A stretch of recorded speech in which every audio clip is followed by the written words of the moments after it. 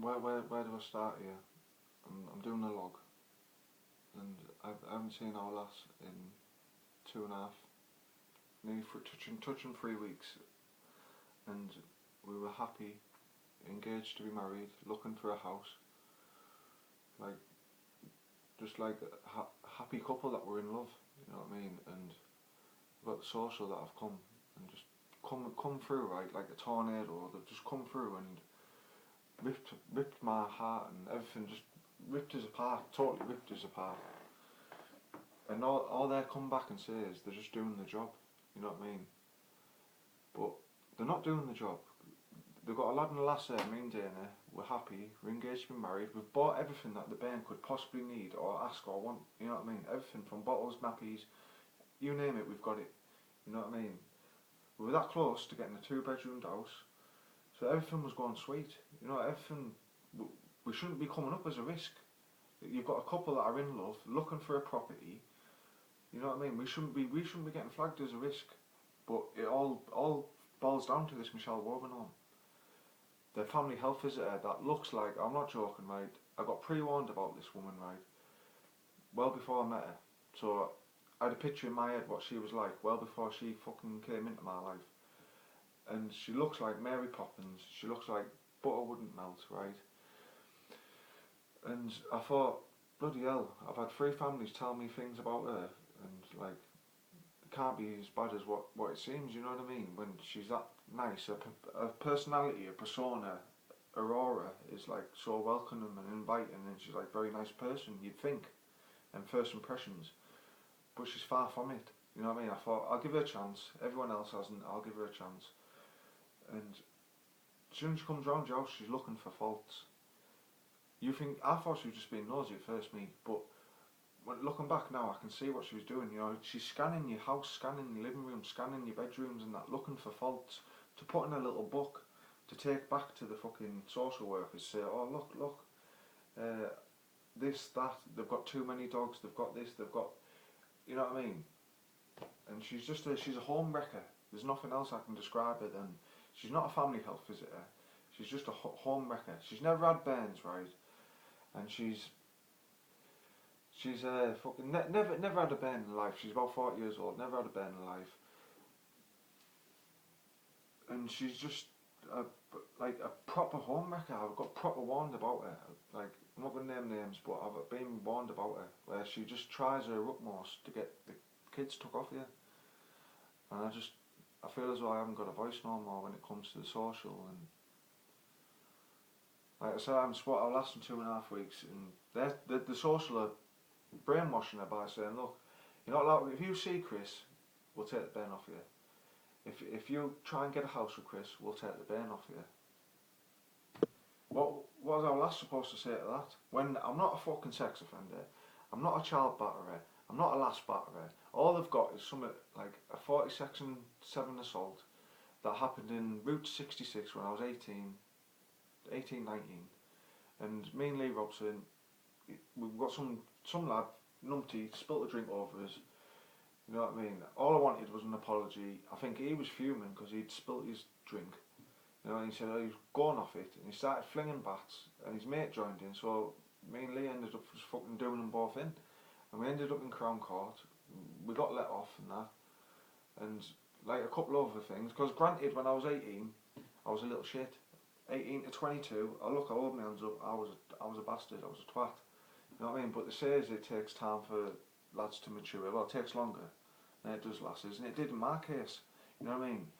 And I don't understand how they can drag all that up from my adolescent years as grown up, being a ding. You know what I mean? Being drunken bravado, all the stuff I got locked up for was just drunken stupidity. And they're using this, trying to use it against me. You know what I mean? Saying I can't go to my own son's birth. I'm only like, I don't know what to say. Like, my mum and my dad, you know, I love them to bits and that. And the only thing that ever made me wobble in this lifetime so far is when I lost my dad. When I lost my dad, I was like that. I've never felt anything like that, right? Ever. It's the worst feeling in the world, right? But what topped it, right, by a fucking smidge, because it is the worst feeling in the world, losing a loved one. And I've got this woman saying that I believe you're a risk to your own flesh and blood. I believe you're a risk to your unborn baby. There's nothing that prepares you for someone who says that to you. There's nothing. You haven't got time to digest it. Your brain cannot comprehend it. It's soul destroying, and that's just putting it in one word. That's one context and one word. It's soul destroying. To think I've waited. I'm 27 years old. It's going to be my first child with a lass, right? And I was that paranoid and that convinced in my own head that I couldn't have kids because I've been with a few lasses from fucking 16 upwards and I've never got one pregnant up until now. You know what I mean? And I was that paranoid, right? I went to doctors and the doctors, I come in the cup, it went to the lab, it come back, he said, hey, your swimmers are fine, Chris, not wrong with your swimmers. So I've been, up until then, I've been proper paranoid, you know, I think I couldn't have a kid. And when Dana fell pregnant, to me, I was just, there's no words for it, I was just over the moon, I was like, ecstatic, I can't wait to be a dad, you know, I can't wait, and it just, to be told I'm not allowed to go and witness my son being born is just, what do you say to that? What can you, when Dana wants me there, but I've got this health visitor who's taking it personal, who just doesn't want me in her life. Like, I mean, just doesn't want me in Dana's life at all. She's like, she comes in, says this and that, and then she goes like this, between two people that love each other, and just pulls them apart like that, and puts it in place that you can't see each other and shit. You know, and when it comes back that they were wrong, and that they shouldn't have done this, all they're going to turn around and say is, they come in like a tornado, rip your house up, it's all smashed to bits, right? And they go, oh, well, sorry. You know, sorry to destroy your life, but we were only thinking of the child. But now you can see your son, you can be together now, you're okay. But we were just double checking, just making sure. But they've come in like a tornado and ripped out my relationship. The whole foundation of my relationship is on a thread. Everything. And yet every word that comes out of their mouth is, oh, we're just thinking of the bairn. You're not thinking of the bairn at the end of the day. Dana's never been under so much stress. Ever. Where were you for the last 32 weeks? She's 33 weeks and you decided to get involved now. Where were you for the last 32 weeks when we were happy together? Downtown buying things for the bairn. You know what I mean? Where were you for them 30? Where were you? You weren't interested, weren't bothered. So why are you interested now? Why are you bothered now? Because I haven't done nothing from then to now. You know what I mean? So they need to be held to account. They really do. They have to be held to account for coming in and just wrecking people's lives and thinking that it's okay. Because they'll cover their own ass by saying, oh, well, we're only doing our job. We're only looking out for the bairn. No, you weren't looking out for the bairn.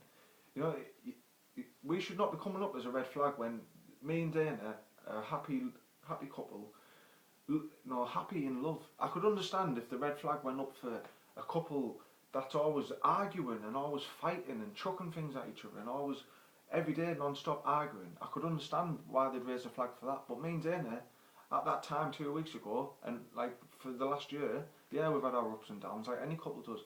But the majority of it has been happy and in love. You know what I mean? And we were looking to get a house, got everything the bairn needs, and they've come and done this. I just haven't got a voice no more. I need my lass to understand as well that she's got rights. She's just listening to these social workers, the health visitors, they're getting in her head, and she feels as though everything they say is the truth and that everything they say goes when, if Dana had a solicitor next to her, these health visitors wouldn't dare say half the shit they say to her. They wouldn't dare come out with the stuff they say. Because they know, if she's got a solicitor there, she's got loads of rights. And the solicitors, well, wait up, no, you can't say that. You can't stop them from being together. It's inhumane. And it's against the law, and it's against your human rights to stop these from seeing each other. Unless there's a court order in place. So, what I'm facing is not seeing my bairn. I'm gonna be lucky if I see him in a contact centre for 2 hours once a week, in front of strangers. I'm not going to get to see him be born. And there's no words for it, man. If there was a word for it, I don't know. There's not one word that can sum up what I'm feeling or how I'm thinking.